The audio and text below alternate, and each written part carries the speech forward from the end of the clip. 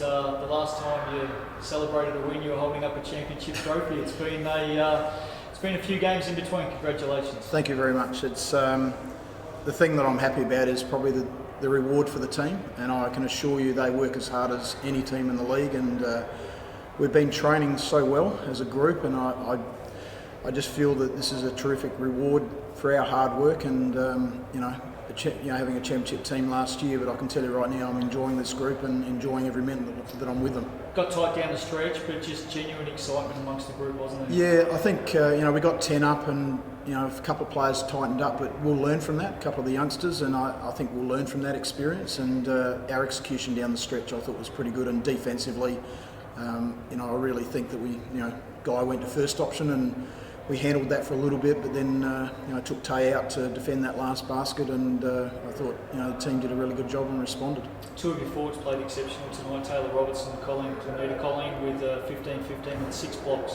Yeah, it was interesting. At half time she was pretty frustrated. She was 1 from 8 and not playing as well as she expects from herself, and I just told her to relax, and she ended up with 15 and 15, I believe, and 6 blocks by the sound of it. And Taylor Roberts has, I challenged her today because her performance at practice this week has been day in, day out, competing against an 18-year-old and helping her get better as well. And I thought Tay really stepped up tonight.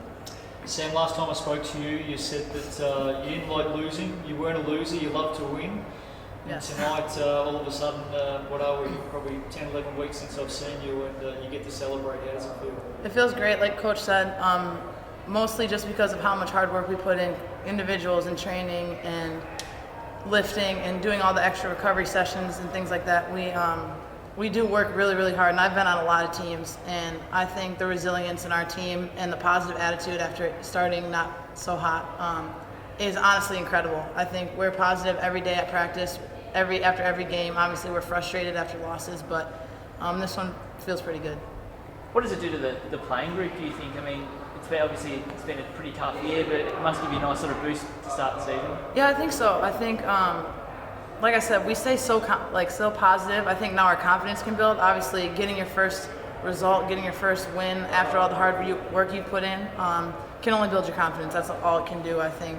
Like Coach said, we have a lot of things we can also learn from, but I think we'd rather learn from a win than a loss. When does it start to go through your mind down on court? When you start thinking about wins, obviously you got out to 10 points there. They made a bit of a move, and as Chris said, there was some moments there where things were getting a little bit nervy. Do you start thinking about it? Does it get a little bit exciting? I don't personally. I think from the beginning of the game, you have to go in with the mindset that you're going to win this game. You can't go into a game against anyone thinking you're going to lose. They'll jump all over you. This league's too good to really play on your back foot, or to play hesitant or scared. But we're looking forward to that win. We were looking forward to that win, and we just knew we had to play 40 minutes. Again, we can't play 35 minutes in this league. Even you got to put 4 quarters together, and I think this might be the first time that we've actually done that. When does it start to soak in for you, Chris? I mean, it's been a long journey these past 12 months, hasn't it, for the club as a whole? Yeah, look, it has been, but as I said before, I'm really enjoying. We were 0 and 15 up till today, but I've just thoroughly enjoyed being at home with my family and working this group. And we've got a vision at the club, and we can't have Adelaide Lightning not in the competition. So that's my passion behind it, and I want to bring some South Australians into it. And I want to make mention of Sarah Ellsworthy's performance tonight as an 18-year-old. Defensively, I thought she did a super job on the point guards tonight, and first time for an 18-year-old to get double figures. Her confidence is growing, so she'll learn a lot from that tonight. But enjoying the group. The club's been so supportive behind the scenes. They knew what I was up against, and so did I when I took it on. But I want the team to move forward and not be happy with that now.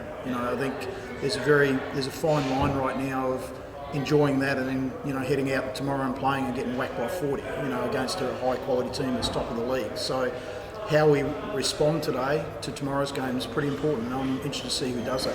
Yeah, I was going to ask you that actually, going to tomorrow. I mean, how important is it to challenge or to channel what you guys, that feeling you picked up today, and take it into tomorrow? Yeah, look, I've always had a view that when you go on a double header on the road, you always go after game one. We haven't actually even talked about Dandenong, and no disrespect at all. We wanted to focus on Melbourne, and we started talking about Melbourne on Monday night's practice, and we did some scout early in the week, and I'm glad we did. And I thought we defended some of their stuff pretty well and took them out of it. So, and we held them to a reasonably low percentage and shot well ourselves at 47%. So I think moving forward, I think we just take each game as it comes. We can play with no fear and look forward to each challenge.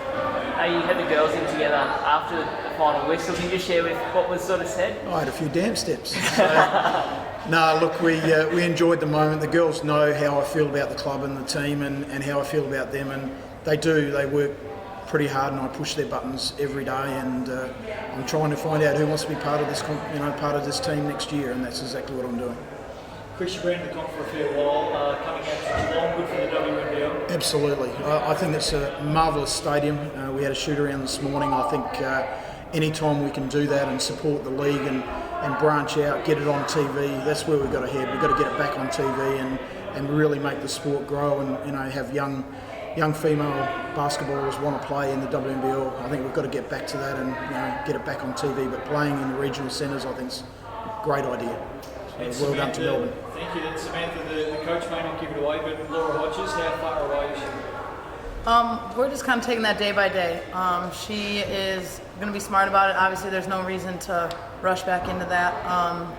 Obviously, we'd love to have her back, but we're just going to be smart about it, and we have to prepare like we do every single day in practice as if she's not going to play. That's what you have to do, and obviously, it's a little bit of a treat to have her. She's not too bad. Very good play. Well, congratulations. Enjoy it, soak it up, and best of luck tomorrow with a backup game against Danny. Thanks very much, Justin, and well done to the Melbourne Boomers. I think it's a tremendous idea, and I think it went down really well. Thank you. Thank you.